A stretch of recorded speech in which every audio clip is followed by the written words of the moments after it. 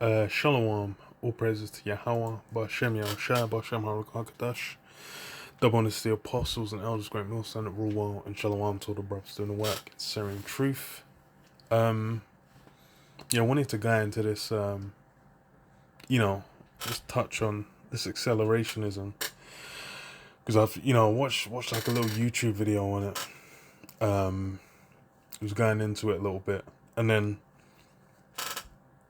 did a bit of reading, and it's one of those things where it seems like it's an aspect of like, the mindset of those of the elite. It feeds into how they kind of look, look at the world, look at things, and how they're essentially, piecing these things together, trying to bring about what they desire, because it's ties in with these forms of mysticism. There's always a thing for Esau, because he fully utilizes that left hand side, and then as well it's what do you call that? It feeds into how they're bringing about certain things through the pandemic, through passing certain laws, through normalizing various aspects of society over time, innit? So this is on the Guardian. It's from 2017, so it's pretty old. But because I think in the more I was gonna look for, I need to find like some more recent stuff, because I was saying like Elon Musk ascribes to this, and then if you go into aspects of it, you can see why, because it goes into like the transhumanism and whatnot. So obviously with him, with him talking about going to Mars, transhumanism, how AI is gonna take over. It all ties in with and aligns with what this this whole ideology is about. So it says accelerationism, how a fringe philosophy predicted the future we live in. The world is changing at dizzying speed, but for some thinkers not fast enough. Is accelerationism a dangerous idea, or does it speak to our troubled times? So this is half a century ago, in the great hippie year of 1967, an acclaimed young American science fiction writer, Roger Zelazny, published his third novel. In many ways, Lord of Light was of its time, shaggy with imported Hindu mythology and cosmic dialogue, yet there were also glints of something more forward-looking and political. And yeah, it's called Lord of Light, which you think about, it's gone into Hindu mythology, but then that just makes you think about Lucifer, light bearer, and then you know Esau being, Saint. Even it's no marvel, because even Satan's transformed into an angel of light. So these things are always presented, and Esau tries to present it as some form of righteousness, but it's all through the left hand side, man. It's not being done righteously. So it says what? Yet, though there were glints, no, yet there were also glints of something more forward-thinking and political. One plot strand concerns a group of revolutionaries who wanted to take their society to a higher level by suddenly transforming its attitude to technology. Zelazny called them the Accelerationists. He and the book are largely forgotten now, but the more enduring sci-fi novelist J.G. Ballard said in 1971, "What the writers of modern science fiction invent today, you and I will do tomorrow." Over the past 5 decades, and especially over the past few years, much of the world has got faster. Working patterns, political cycles, everyday technologies, communication habits and devices, the redevelopment of cities, the acquisition and disposal of possessions, all of these have accelerated. Meanwhile, over the same half century, almost entirely unnoticed by the media or mainstream academia, accelerationism has gradually solidified from a fictional device into an actual intellectual movement, a new way of thinking about the contemporary world and its potential. Accelerationists argue that technology, particularly computer technology and capitalism, particularly the most aggressive global variety, should be massively sped up and intensified. And it's funny because uh, even in doing that, it's funny because it's about leading to collapse. That's a big part of the mindset, because like, letting the capitalism run wild, then that monetary system is gonna go kaput real quick. Because as far as that, it's been times it's been let to run wild. It's led to that mass destruction, man. So as I say, either way, because this is the best way forward for humanity, or because there's no alternative. Accelerationists favor automation. They favor the further merging of the digital and the human. They all often favor the deregulation of business and drastically scale back government. They believe that people should stop deluding themselves with economic and technological progress can be controlled. They often believe that social and political upheaval has a value in itself. Yeah. So it's about pushing forward, essentially letting society, just push off wherever it's gonna go as quickly as possible. Letting technology do the same thing, and then social and political upheaval is a good thing. And these are all things that you go into the scriptures, look at the prophecies, what's going forward, what's gonna happen. These things are all it's all key in there. So these things these guys are really looking at like where they're trying to bring about their society. And the thing is the people doing this, no average fucking McDonald's working, or Uber driving or whatever. Like any guy on the bottom is not thinking about no technology that don't mean anything to them. These are ideas that people empower people in who have industries, who are in high layers of society. This is what they're thinking about, because why? They're the ones that can bring these things to pass. So it says that accelerationism therefore goes against conservatism, traditional socialism, social democracy, environmentalism, protectionism, populism, nationalism, localism, and all other ideologies that have sought to moderate or reverse the already hugely disruptive, seemingly runaway pace of change in the modern world. Accelerationism is a political heresy, writes Robin McKay and Armin Avanesian in the introduction to #Accelerate the Accelerationist Reader, a sometimes baffling, sometimes exhilarating book, published in 2014, which remains the only proper guide to the movement in existence. Like other heresies, accelerationism has had generations of adherents, declared or otherwise, passing its ideas onto each other, refining some and renouncing others, communicating. So the thing is as well, is like they said, it's like there's people that are part of it, but you wouldn't even know. You can just kind of piece it together. Because I think it's a long ass article. Because yeah, you can see on the side, fucking hell, this ain't even like a tenth.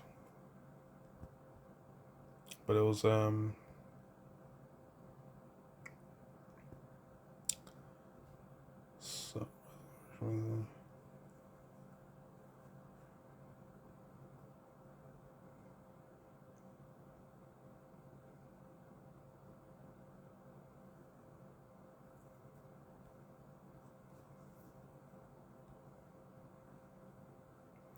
let me see.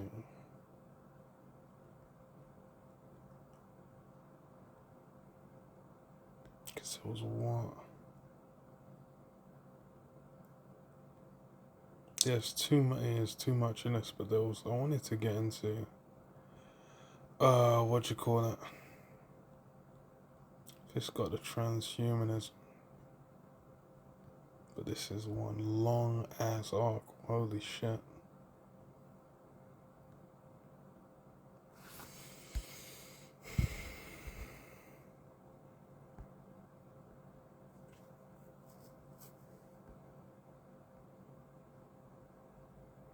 No label. Wait, what was that?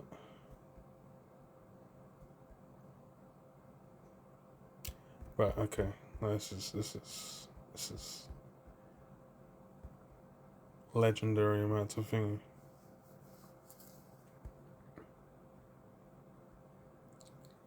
But yeah, this, I just kind of wanted to touch on it.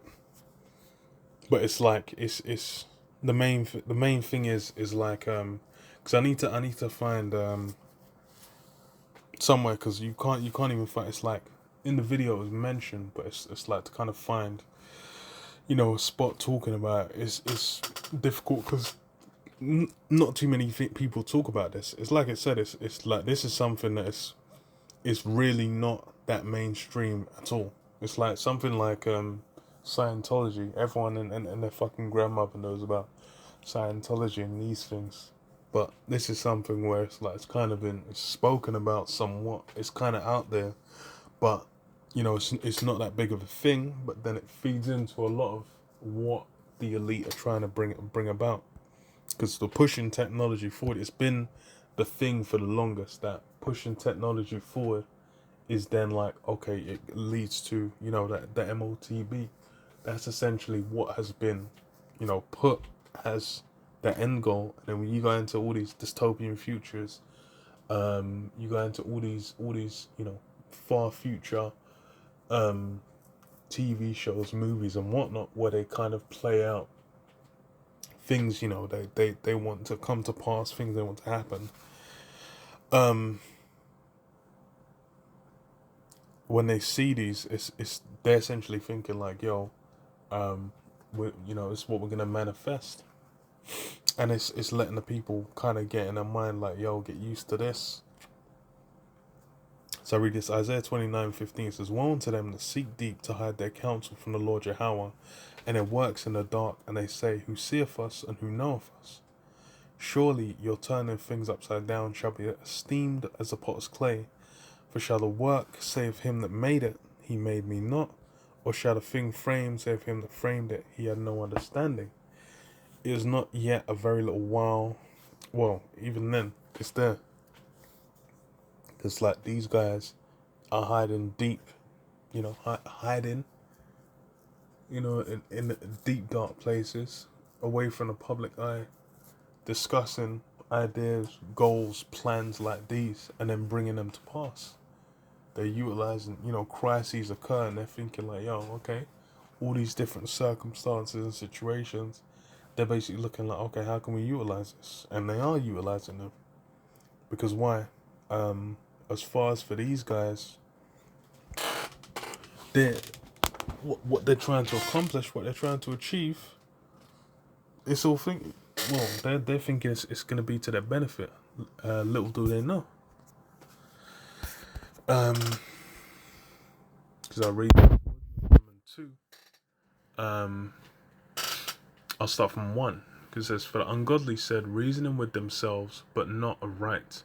Our life is short and tedious, and in the death of man there is no remedy, neither was there any man known to have returned from the grave. For we are all born at all adventure, and we shall be hereafter as though we had never been. For the breath in our nostrils is a smoke, and a little spark in the moving of our heart, which being extinguished, our body shall be turned to ashes, and our spirit shall vanish as soft air. And our name shall be forgotten in time, and no man shall have our works in remembrance. And this is the mindset of Esau's mindset of the wicked. Their view is we're just born, you come here and then you just die. And when you die, there's no mark left behind, there's no remembrance, there's nothing. It's just like you was there and then you wasn't. It was like you were never there. But that's how they view it, which is why they can do, the acts that they do. They're thinking, as far as for repercussions and whatnot, because there's been no repercussions, well, as far as they view it, there's been no repercussions, because those repercussions are waiting in the wings. They're in the works. The mark's been set. It's you like you have a tracking system where it will kind of like lock on, and then kind of start predicting follow. It's like, okay, the car's driving X miles per hour or whatever, and it'll lock on. It'll be tracking, and it'll do a predictive shot where it lands, and then just guide the missile in and whatever. That's the that it's everything in Esau's system is the sight's been set on it. That's why some things have been, and it's what you got the tongue falling on itself. You got the skirt being laid bare, the legs being made bare under the skirt. It's already been exposed the nature of Esau's system, Esau's kingdom, what it means, how it can, how it functions. So what with that, then with the system functioning as it does, that these guys are, that's what they believe. They think they can, essentially have things run as they have been running, and in the future function how they want it to function. But it's gonna be a surprise, man. It's gonna be a shock. They'll think there's gonna be no they ain't gonna have to pay for anything, but everything's been recorded, everything's been listed. It's all there. You're gonna be found.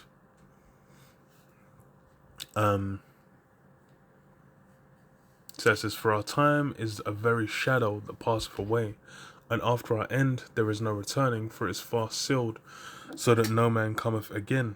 Come, therefore, let us enjoy the good things that are present, and let us speedily use the creatures like as in youth. So yeah, they're thinking about utilizing and gaining wealth, resources, pleasures. These are all the things that they're focusing on. Let us fill ourselves with costly wine and ointments. Let no flower of the spring pass by us. Let us crown ourselves with rosebuds before they be withered. Let none of us go without his part of our voluptuousness. Let us leave tokens of our joyfulness in every place, for this is our portion, and our lot is this. So yeah, they're looking to enjoy all the meat of the earth, all the goodness, all the pleasures that can be found here. Why? Because they're thinking like, yo, we only got a limited time. We got to be out here doing things, and that's why you can see how they're thinking like, yo, we need to maneuver these things to come to pass as swiftly as possible. They're thinking like, yo, pushing these things forward, making these things come to pass, and that's really what that feeds into the mindset. And then you'll have people on a lower level thinking it as well, because they're like, okay, yeah, we push it, but then for us, we know the prophecies, so it's like we're able to divide the time to check, see and observe what the times are, and then line it up and be like, yo, we know XYZ happens, it's a wrap. We know what key prophecies we're waiting on, and then with that's why we're hastening the day ourselves. But from Esau's side, it's the same thing. He's thinking about, yo, getting aspects, and then trying to accomplish, and then eventually fail with the fullness of his kingdom. So it's funny, and it's kind of funny still, but it makes sense. That's Esau's spirit. He's thinking like, yo, push these things as quick as possible, because it will be to his benefit. Little does he know. Revelation 12:12, it says, therefore rejoice, ye heavens, and ye that dwell in them. Woe to the inhabitants of the earth and of the sea, for the devil is come down unto you, having great wrath, because he knoweth that he hath but a short time. And yeah, that's really what it is, that great wrath, man, that intensity. Because why? Because Esau knows his time's limited, and he's basically trying to, bring these things together. Because with him trying to push forward and attain his kingdom, then the kingdom of heaven is nipping on his heels, man. That fire's burning and pushing, man. The brothers being on the roadside teaching that word, these prophecies going out, people wising and smarting up and kind of catching on to, there's still people obviously that ain't catching on to shit. But there's people being where they're looking at certain things and like, yo, okay, hold on, this sounds like, that's why it's like one of the key questions for people that come up, like, or roll past or look at the sign or whatever, it'll be like, oh, do you know what the MOTB is? Because it's a time where it's like something you can just point to and be like, look there, these things are piecing together, and then people will be like, oh yeah, and then they'll mention it. They'll be like, yeah, it's it's the rice grain or whatever. Why? Because it's the time we're in. Now it's got to the point where it's almost inescapable, but it's as it is, where it will be to the end. You can have delusion, but these things are being swiftly, it's being accelerated, obviously through prophecy. But then what? That's why you have the mindset of those among Esau, amongst his kingdom, where they're trying to push their side faster, not knowing all they're doing is helping prophecy. So finish on this. Job 20:18, it says, "That which he labored for shall he restore, and shall not swallow it down. According to his substance shall the restitution be, and he shall not rejoice therein. Because he hath oppressed and hath forsaken the poor, because he hath violently taken away an house which he builded not. Surely he shall not feel quietness in his belly, he shall not save of that which he desired. There shall none of his meat be left, therefore shall no man look for his goods. In the fullness of his sufficiency he will be in straits. Every man hand of the wicked shall come upon him." And really all that, Esau's pieced together, he's essentially thinking that all that he's done, there's not going to be a recompense, and he's gonna, slide into and be able to establish himself for all time. But again, these, it's already been set. The promise was made, and it wasn't made to Esau. That must needs be fulfilled, because Yahweh Hashem Yahshua's word can't go back void. And regardless, Esau's he's been given his role. That's what, as far as for with this whole mindset, all he can accelerate is death, destruction, decay, and waste. He's not able to bring about righteousness through what he's doing. He's had his goal assigned, which these guys are feeding into and thinking. That's why they think these things are to their benefit. But again, little do they know. It's funny because, like, a lot of people, it brings fear to their heart hearing about these things. This accelerationism mindset. But yeah, as well it should. But the thing is, whatever they do, the prophecy is still gonna come to pass. So do need to get used to political upheaval, all forms of destruction, MOTB, World War III. These things are incoming and coming soon, man. So boy. But yeah, probably touch on it again. So I need to, need to look through it a bit more, kind of find the more recent ties, because it's like, Neuralink, these, all these guys talking about, AI and whatnot, AI blowing up. There's things that come to pass between and when the original article came out and now, innit? Which is really what it is. So yeah, I'll leave it there. So yeah, Shalom. Praise to Yahweh, Bashem Yahshua, Bashem Hokam Dash. Shalom.